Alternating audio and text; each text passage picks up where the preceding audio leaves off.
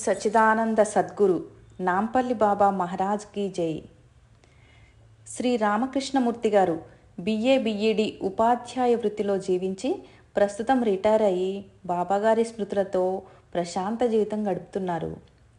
బాబాగారి గురించి ఈయన మాటల్లో: షిరిడీలో 1996 వరకు నివసించిన శ్రీ శివనేశన్ స్వామివారు హైదరాబాదుకు చెందిన భక్తులు షిరిడీ వచ్చినప్పుడు వారితో హైదరాబాద్లోని నాంపల్లి బాబా గారిని దర్శిస్తే షిరిడీ సాయినాథుని దర్శించినట్లేనని చెబుతుండేవారట.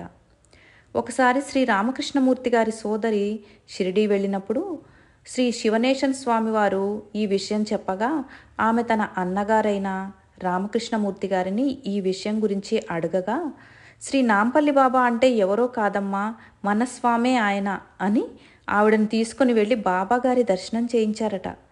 దిగంబర దిగంబర శ్రీ నాంపల్లి బాబా దిగంబర.